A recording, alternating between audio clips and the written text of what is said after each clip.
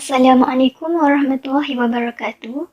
Kami daripada kelas D1 IM 2451A daripada Fakulti Pengurusan Maklumat akan membentangkan tentang falsafah dan isu semasa mengenai isu rasuah dan jenayah kolor putih dalam semua kalangan rakyat Malaysia. Sebelum itu, saya perkenalkan diri saya, Ainun Najwa binti Izani, dan ahli kumpulan saya Nur Syazlin Izzati binti Muhammad Sanusi serta Siti Nur Hazarina binti Alias.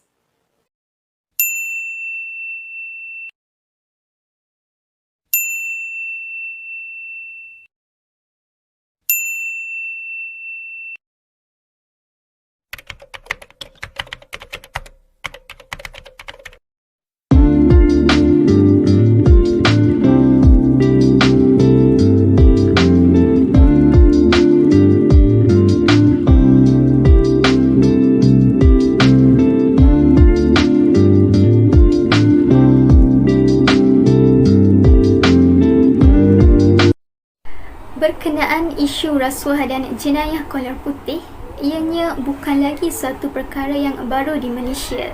Malah seringkali negara kita dihebohkan dengan berita seperti ini yang hangat dipaparkan di media massa, media sosial dan lain-lain lagi. Namun, tak dinafikan masih ramai dalam kalangan masyarakat seperti kita yang kurang faham tentang maksud sebenar rasuah dan jenayah kolor putih. Dan persoalannya, apakah yang dimaksudkan dengan rasuah dan jenayah kolor putih? Menurut Suruhanjaya Pencegahan Rasuah Malaysia iaitu SPRM, rasuah didefinisikan sebagai suatu jenayah bila mana seseorang tersebut mendapat ganjaran setelah menerima atau memberi suapan kepada seseorang individu tersebut sama ada melakukan atau tidak melakukan suatu perbuatan mengenai tugas rasminya. Rasuah atau suapan ni terdiri daripada pelbagai bentuk seperti wang, hadiah, jawatan, upah, diskaun dan sebagainya. Berdasarkan Akta Suruhanjaya Pencegahan Rasuah Malaysia 2009, terdapat 4 jenis kesalahan rasuah yang utama iaitu: pertama, meminta atau menerima rasuah; kedua, menawar atau memberi suapan; ketiga, mengemukakan tuntutan palsu; dan keempat, menggunakan jawatan atau kedudukan untuk suapan pegawai awam. Contoh yang boleh digambarkan mengenai isu rasuah ialah apabila terdapat seorang pegawai kerajaan yang telah menerima sejumlah wang tunai daripada seorang kontraktor kerana pegawai kerajaan tersebut dikatakan telah meluluskan suatu projek yang dijalankan oleh syarikat milik kontraktor berkenaan.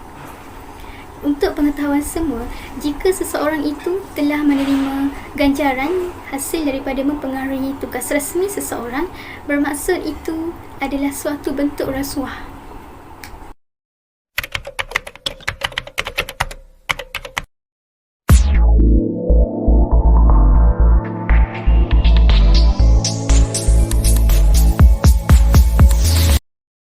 Seterusnya, saya beralih pula kepada isu jenayah kolor putih. Sebelum itu, suka saya ingin mengupaskan tentang sedikit sejarah mengenai jenayah kolor putih. Ia pertama kali ditakrifkan oleh ahli sosiologi iaitu Edwin Sutherland pada tahun 1939 sebagai kejahatan yang dilakukan oleh seseorang mempunyai rasa hormat dan status sosial yang tinggi semasa pekerjaan mereka.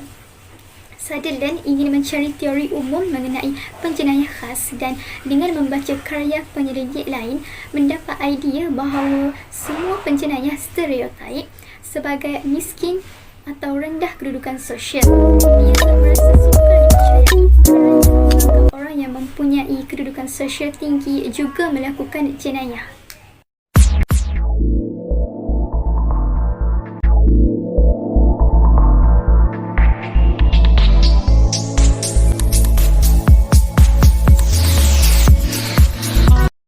Jenayah kolor putih ianya merupakan suatu penipuan dan perbuatan salah laku yang merugikan di mana melibatkan individu-individu tertentu dalam sesebuah organisasi perniagaan, badan kerajaan atau badan perdagangan. Dengan kata lain, jenayah kolor putih ialah jenayah yang dilakukan oleh seseorang terhormat dan berstatus tinggi dalam pekerjaannya. Mereka yang melakukan jenayah seperti ini mengambil kesempatan berhubung dengan tugas kerjanya demi kebaikan sendiri. Ini merupakan satu budaya yang tidak beretika serta akan menjadi bendung bagi pelaksanaan FPN. Keadaan ini berjadi lagi teruk. Lebih-lebih lagi apabila terdapat seseorang pemimpin yang menggalakkan budaya negatif ini berleluasa dalam kalangan rakyat. Dalam konteks falsafah pendidikan negara pula, isu rasuah dan jenayah kolor putih ini seolah-olah mengingkari konsep tersebut kerana sanggup membelakangkan tugas dan amanah demi mendapatkan faedah untuk diri sendiri. Isu sedemikian adalah bertentangan dengan prinsip-prinsip rukun negara yang merupakan falsafah negara dan juga panduan rakyat. Perbuatan ini bertentangan dengan prinsip rukun negara yang pertama, iaitu kepercayaan kepada Tuhan bila mana seseorang itu tidak mematuhi undang-undang. Mereka ini tahu bahawa perkara tersebut adalah salah dari segi undang-undang, namun masih lagi sanggup ambil risiko untuk melakukan jenayah semata-mata hanya ingin mendapatkan ganjaran yang lumayan. Hal ini juga telah bercanggah dengan konsep kedaulatan undang-undang yang menyatakan bahawa seseorang rakyat sepatutnya terikat oleh undang-undang dan wajib mematuhinya. Seterusnya, sekiranya mereka didapati menerima atau memberi rasuah dan merasuahkan lagi orang yang berkenaan untuk menutupi kesalahan diri, maka ini dikira menjadi satu kitar dan menyebabkan isu rasuah semakin berleluasa dalam kalangan semua rakyat. Malahan, perbuatan seperti ini juga boleh dianggap sebagai suatu penipuan dan tidak taat kepada raja dan negara kerana mereka tidak melakukan tanggungjawab mereka dengan jujur dan amanah. Assalamualaikum, saya Siti Nazarina binti Alias akan membicarakan tentang punca berlakunya rasuah dan jenayah kolor putih. Antara sebab kejadian kes rasuah dan jenayah kolor putih semakin meningkat ialah disebabkan oleh sikap materialistik dalam diri seseorang. Hal ini kerana wujud sifat tamak haloba dan pentingkan diri sendiri untuk mengejar kekayaan dengan cepat dalam diri mereka. Ini telah menyebabkan mereka sanggup untuk melakukan apa sahaja asalkan mereka mendapat keuntungan dengan cara mudah walaupun ianya menyalahi undang-undang. Seterusnya, kepimpinan yang lemah juga berkait rapat dengan soal etika. Penekanan dan penerangan mengenai sosial etika dalam konteks pengurusan jarang dititik beratkan. Sebagai contoh, dari segi pengambilan kaki tangan, pihak pengurusan tidak memberi latihan yang sewajarnya dan tidak mengutamakan soal etika, tetapi sebaliknya, kaki tangan hanya tertumpu kepada soal pengurusan semata-mata tanpa mengambil kira nilai dari segi etika dan isu moral. Selain itu, kelemahan pentadbiran akibat manipulasi terhadap sistem dan prosedur telah menjadi punca rasuah yang paling tinggi. Hal ini kerana birokrasi yang banyak dan rumit menyebabkan masa proses permohonan menjadi panjang. Ini menyebabkan ramai orang memberi rasuah agar dapat mempercepatkan proses permohonan mereka. Dalam konteks ini, pengurusan organisasi yang lemah dan tidak cekap menyebabkan kekurangan pemantauan ke atas pegawai-pegawai dan turut membuka peluang kepada berlakunya isu rasuah dan jenayah kolor putih dalam golongan pegawai tersebut. Kelonggaran undang-undang juga memainkan peranan penting dalam punca golongan ini melakukannya. Terdapat banyak pesalah terlepas kerana tindakan tangkapan yang lewat. Malah, mereka tidak diberi pengajaran dan amaran terhadap kesalahan yang dilakukan, menyebabkan mereka tidak memandang serius kesalahan ini dan semakin berani melakukannya. Sikap pegawai undang-undang yang bekerja sambil lewa dan tidak amanah juga seolah-olah memberi peluang kepada golongan kolor putih untuk melakukan kesalahan tersebut. Assalamualaikum warahmatullahi wabarakatuh. Nama saya Nur Syazlin Izati binti Muhammad Sanusi. Saya ingin membentangkan berkenaan dengan kesan isu rasuah dan jenayah kolor putih terhadap individu, keluarga, masyarakat dan negara. Yang pertama, terhadap individu. Setiap negara pasti mempunyai hukuman bagi jenayah kolor putih ini. Di Malaysia, jika seseorang individu disabitkan dengan jenayah rasuah, mengikut Akta Suruhanjaya Pencegahan Rasuah Malaysia 2009, individu terbabit akan dipenjarakan tidak melebihi 20 tahun dan didenda tidak kurang daripada 5 kali ganda jumlah suapan yang diterima atau diberi. Jika tidak membabitkan wang, individu terbabit boleh dikenakan penjara serta bayaran denda sebanyak RM10,000. Yang kedua, kesan terhadap keluarga. Jenayah ini sudah tentu bagaikan menconteng arang ke muka keluarga pihak terbabit.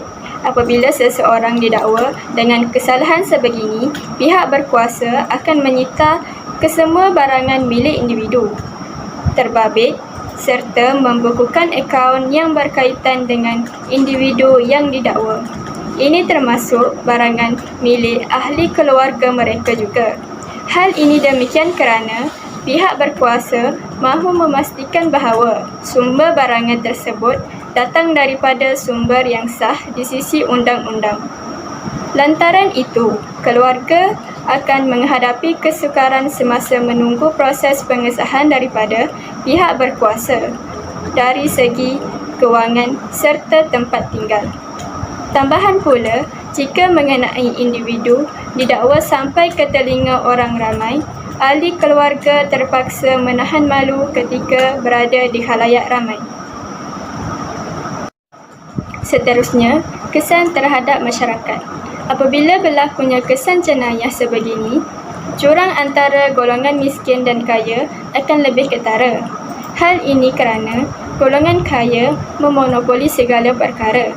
Di samping itu, golongan kaya akan terus berada di dalam buih sosial mereka menyebabkan mereka tidak mempunyai kesedaran tentang realiti dunia. Hal ini boleh dilihat melalui munculnya terma 5 bangsar bubble dalam media sosial yang menggambarkan golongan elit yang tinggal di kawasan bandar besar. Mereka hidup dan bergaul dalam kalangan mereka sahaja dan berpendapat bahawa orang lain juga mempunyai pemikiran yang sama seperti mereka. Mereka juga merasakan bahawa semua perkara ini boleh diselesaikan dengan mudah dan tidak dapat merasai empati terhadap kesusahan golongan miskin. Tatkala akan terjadi pertambahan gejala sosial yang akan menjahanamkan keamanan dan keharmonian sosial. Sebagai contoh, jika pegawai Jabatan Imigresen menerima rasuah, kadar jenayah akan mencapai aras yang bahaya.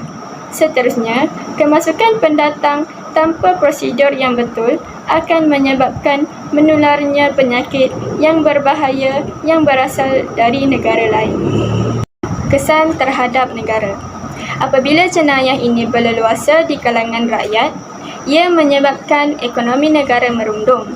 Hal ini demikian kerana apabila kabar angin tentang berlakunya jenayah gula putih di dalam sesebuah syarikat, pelabur akan mula menarik semula pelaburan mereka daripada syarikat terbabit.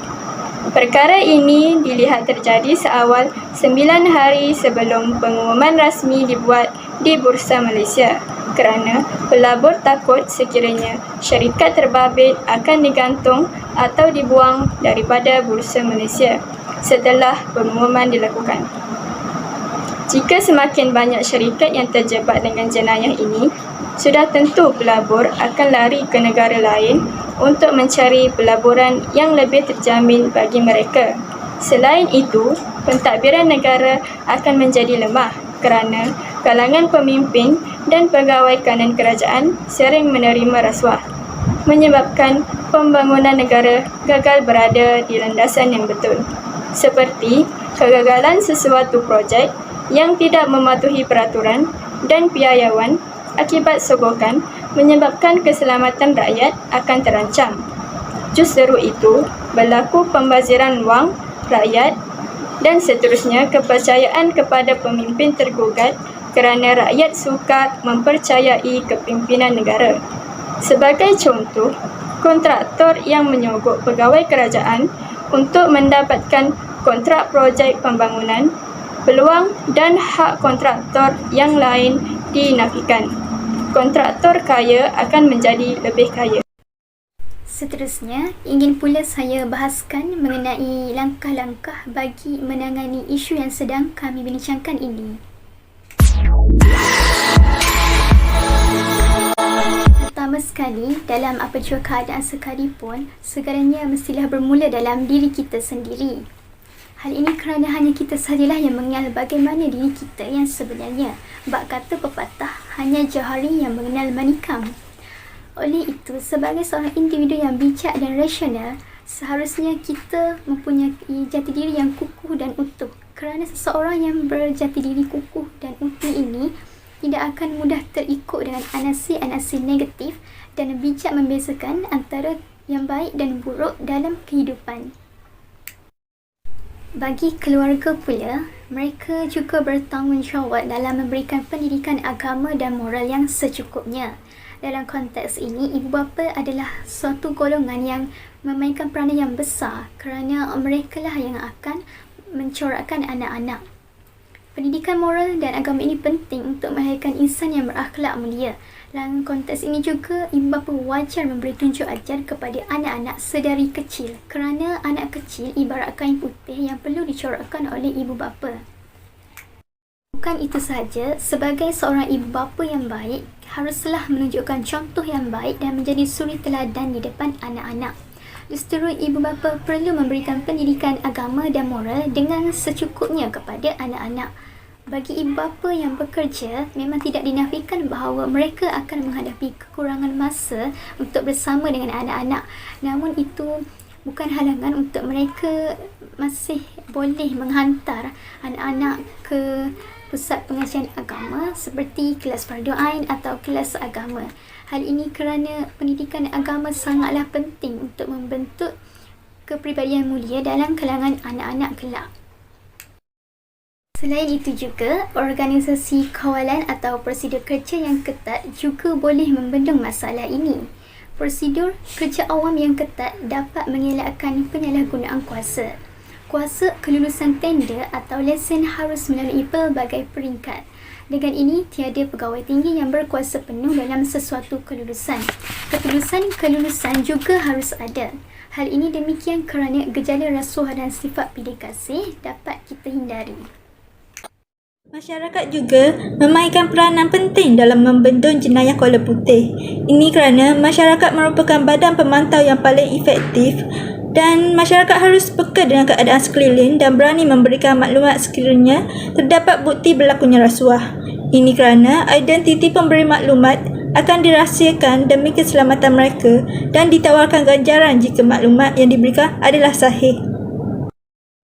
Akhir sekali, kerajaan seharusnya mengetatkan penguatkuasaan undang-undang. Hukuman yang berat berkesan dalam mengatasi hal ini. Misalnya, penjenayah wajar dikenakan hukuman penjara dan sebat mandatori, serta harta yang didapati secara haram perlu disita dan dirampas. Jelaslah, hukuman berat menjadi pengajaran kepada pesalah, malah menjadi amaran kepada orang ramai.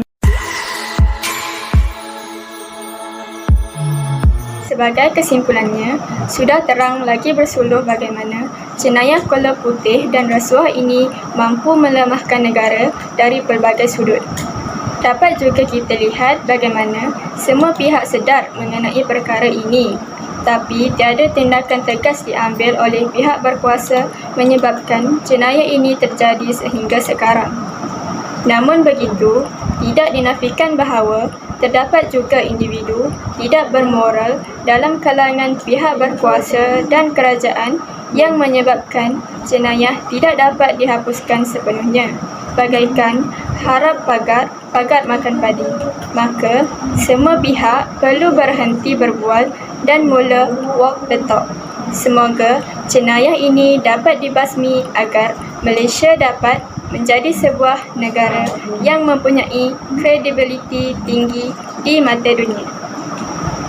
Sekian, terima kasih.